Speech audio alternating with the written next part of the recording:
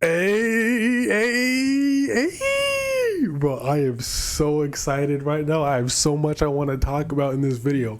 But I mean, the title might be a little misleading. Xenoblade X's story is finally complete. That's what the title might be. I might change it last second, but I mean, it's kind of misleading since technically, no, it's not. The full story of X isn't complete because, like I said, at the end of the game, this story never truly ends.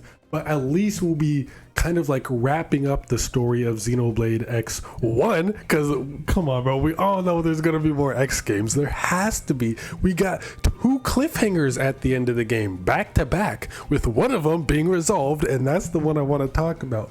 So the one with Lao and the Black Knight.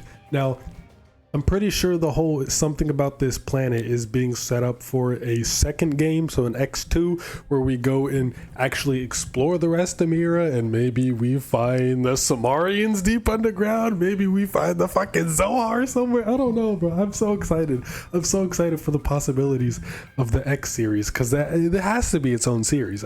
Like it just has to be. It's so far removed from the rest of the Xenoblade series that it kind of has to be its own little mini series, like Metroid Prime is.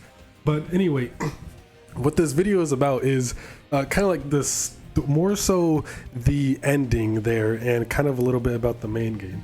So obviously we're going to be getting some more stuff, maybe a side game kind of fleshing out the end of Xenoblade X, like we saw with Lao and the Black Knight at the end of the trailer. That is obviously going to be expanded upon in Xenoblade X, so we'll maybe have an epilogue, kind of just like a Torna and future redeem type of thing, where it's like a sequel after the fact. I guess it would be more like future connected, since Xenoblade X DE is already very similar to Xenoblade 1 DE, so I'm sure the added story is going to be there from the beginning, and we'll get a reveal on that in some other trailer, but we'll have the side story there in from the beginning so we can play it whenever. And it's going to be obviously after the events of Xenoblade X, because Lao is washed up there. But now, what is it actually going to be about? Obviously, it's going to be about the Black Knight, and this could be about two different things.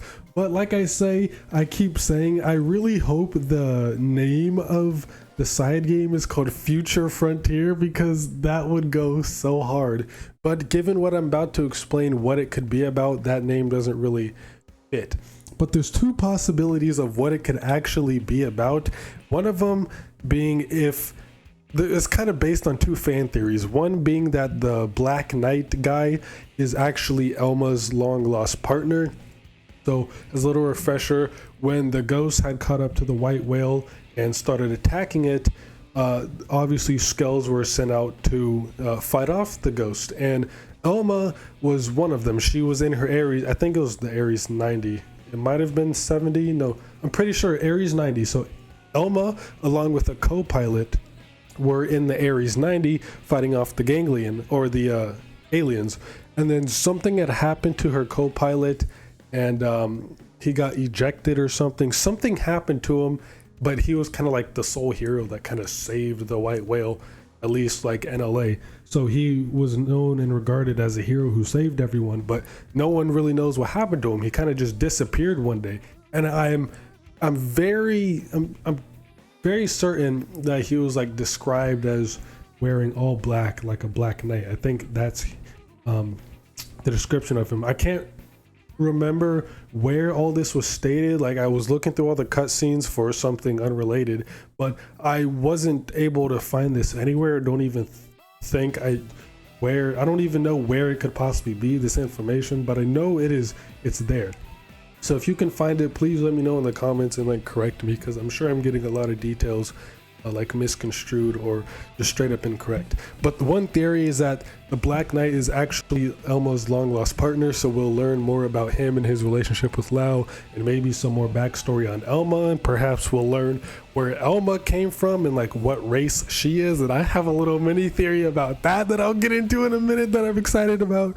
But other than that, the second theory, this one I actually found online when I was kind of like researching about the Black Knight. I found this fan theory on Reddit. I know I don't ever use Reddit, but I found here on Reddit about how You know what? I'm gonna just read it. And this kind of actually makes sense. And it would be cool if this were to happen. So I'll just read it here.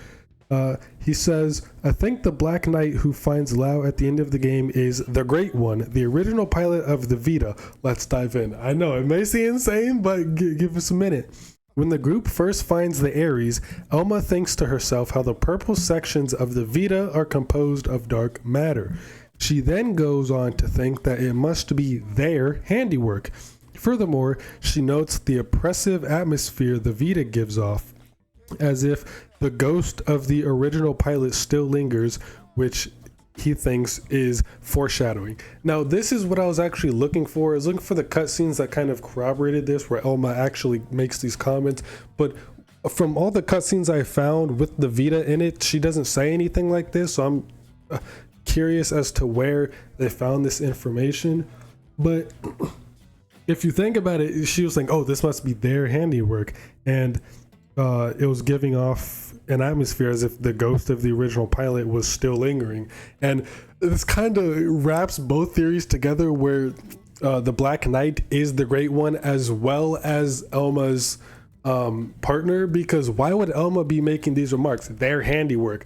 It was like the ghost of the original pilot still lingers. I mean, that could just be an overall like superstitious thing. She kind of feels like a weird presence, but it looks like their handiwork. Who's they? She obviously knows who this is, or at least who this, or kind of like knows of who this is. She knows something about the Vita and who created this, and about all the dark matter. I'll continue. If you observe the ripped model of the Black Knight, you'll notice that it has a purple core on his chest, not unlike the Vita. The speculative part comes in here.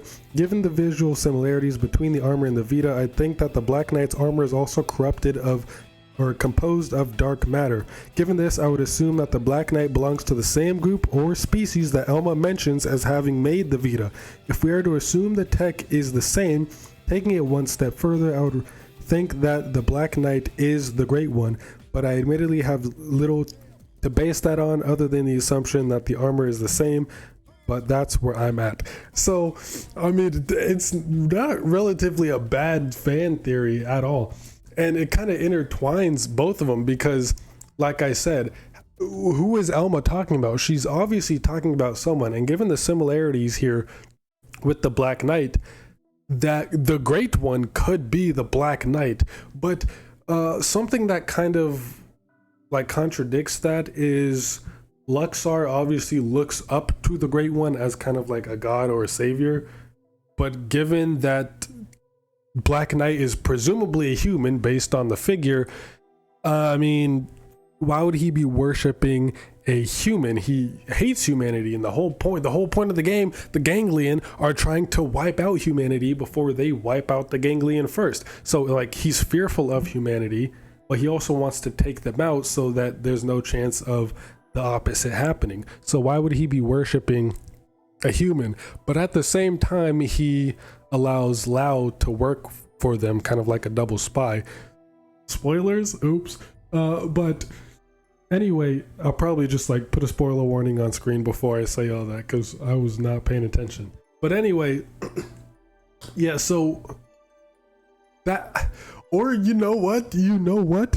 Thinking like super meta, maybe the Black Knight not being, maybe he's not human, but he's a Sumerian.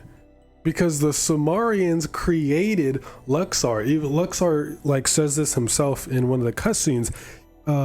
Humanity created, or not humanity, the fucking Sumerians created the Ganglions, and humanity is like a descendant of the Sumerians. So what if the Black Knight is somehow like a Sumerian still alive? Or he's kind of like the last Sumerian alive, kind of just like how Aerith is the last Cetra alive in Final Fantasy VII. Maybe it's that type of thing where the Black Knight is like the final Sumerian, and he would be the Great One who was the original pilot of the Vita, and who Luxar is looking up to, because it makes sense if he did worship him. He is a Sumerian, his creator, literally his creator. So I mean, it kind of all fits together. And something I wanted to talk about, kind of actually before we get to that, so this Future Frontier, I'm going to continue calling the side game Future Frontier until we get an official name, or get an official that it's not even going to be a side game. Either way, I'm going to assume there's a side game and I'm going to call it Future Frontier. But the story of Future Frontiers, regardless, we're going to be learning about the Black Knight, like more about the Black Knight and his relationship with Lao. Like that's just happening no matter what. They're not going to tease it like that and then have him be like a little side character or not be important in the story and have a big role. So it could either be Elma's long lost partner, he could be the Great One, or he could just be someone completely unrelated.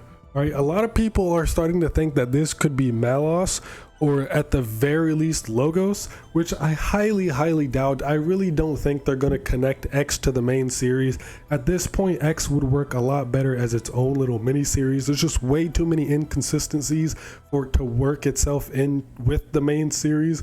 Like, come on, Xenosaga fits a lot better with the main series than X does. And no, I'm not here to spread my Team Saga propaganda. I've done that enough. But Saga, just to step away from this a little bit about the Team X, Team Saga thing, just because X is getting this remaster doesn't necessarily mean Saga isn't happening. Like I've mentioned in my first video, they're probably just remaking X here, or remastering X to hold us over until the next big Xeno project, which is most likely going to incorporate some kind of something about Saga. Like Xenosaga is obviously, something's happening with it, okay? There's obviously something happening with it. There's been way too much hype up around it and all of this like weird behind the scenes stuff. But one thing though, lately or recently, Bandai Namco shut down one of its games. So Bandai Namco was working on a game that they recently shut down. I don't remember for what reason. There's articles on it and I'm not going into that right now. That could be its own separate video. But Bandai Namco had recently shut down a project, and I am praying that is not Xenosaga. I am praying that is not a Xenosaga remake or remaster. I would be crushed. But as far as we know, and everything that we've gathered, Xenosaga will still be happening. There will still be a Saga game, but for right now, they're giving us an X remaster to hold us over until Saga comes out. Okay, so just to get that out of the way. But back to what I was saying, I don't even remember what I was saying. Yeah, I don't think that's Logos or Malos at all. I don't think they're gonna really work X into the main series. There's way too many inconsistencies and retcons that would have to happen. So that is not Malos. I know it kinda sounds like him, but that is not Malos. Let's calm down. That is someone else completely. So he could either be the Great One, he could either be Elma's partner, he could either be Elma's partner who is the Great One, or he could be none of the three, and we'll just have to wait and see. But but obviously the side game Future Frontier is going to have something to do with that character. And like obviously there wouldn't be this much mystery around him if he wasn't someone of importance, not only in terms of the game, but in like the lore of Mira and humans and all of that. He's obviously a big deal. And where the hell has he been the entire game? Like no one has ever mentioned him, not a single time. And then we see him at the very end here.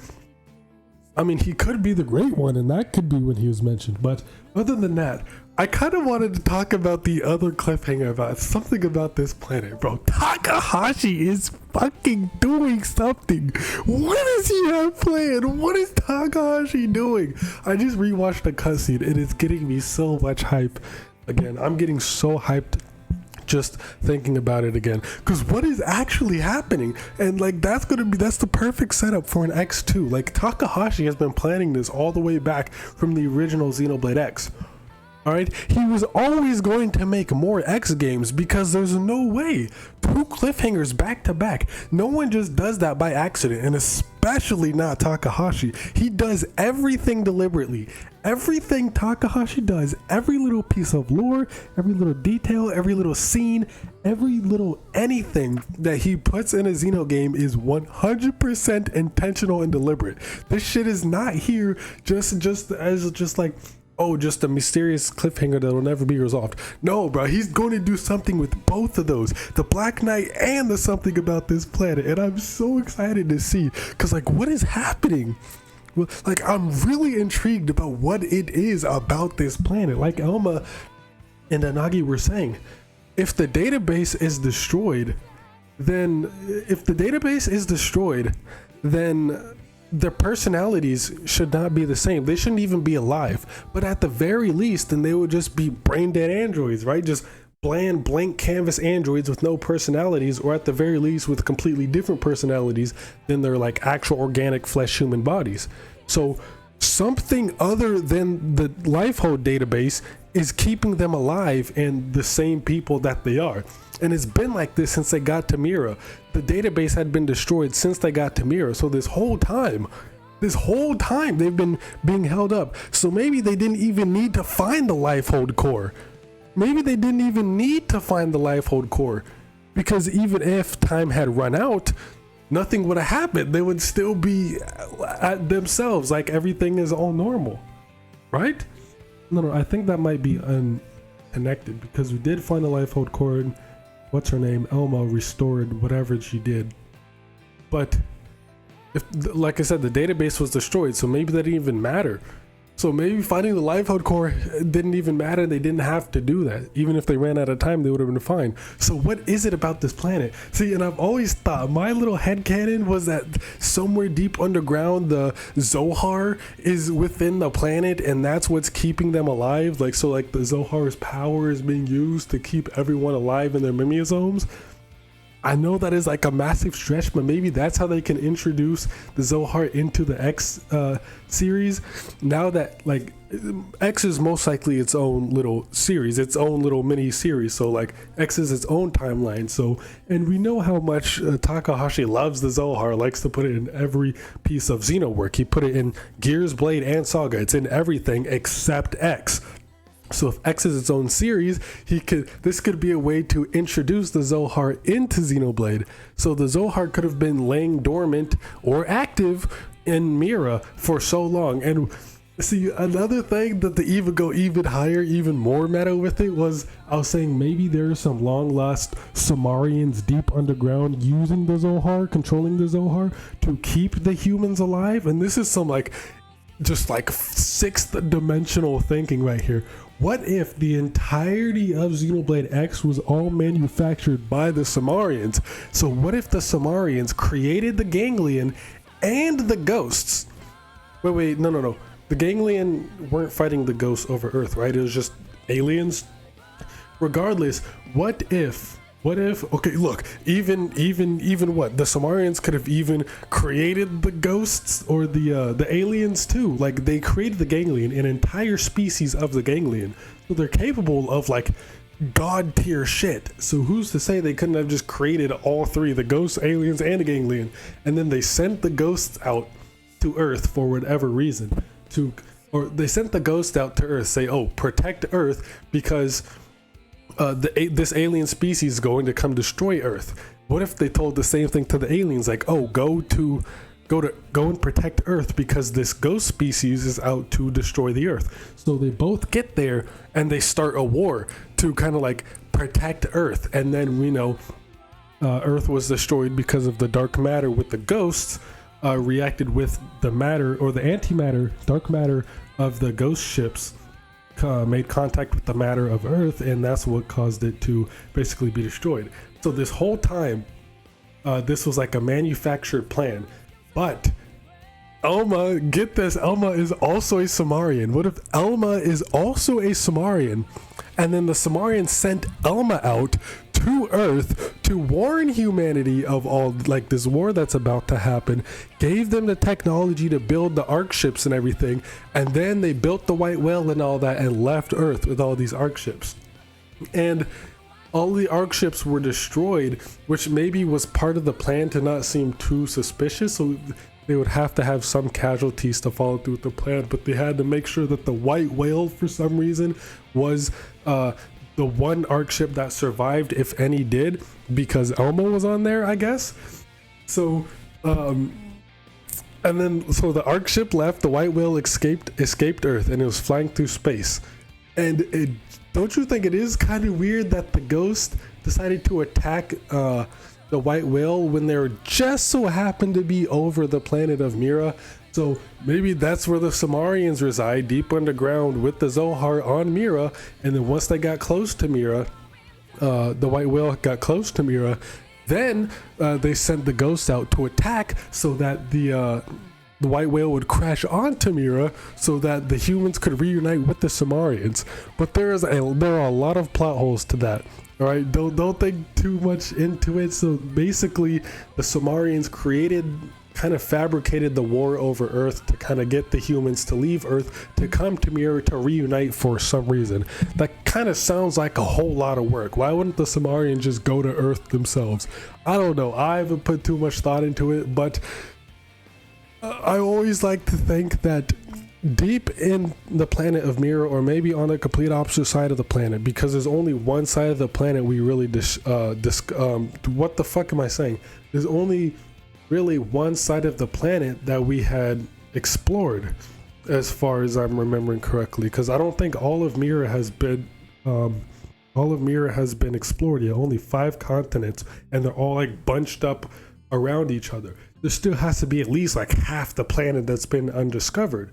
So perhaps on the other side of the planet, or maybe deep within the planet, we'll find the Zohar somewhere being used by somebody, or it's kind of just sitting there and the residual power of it is being used to power all the mimeosomes and keep everybody alive.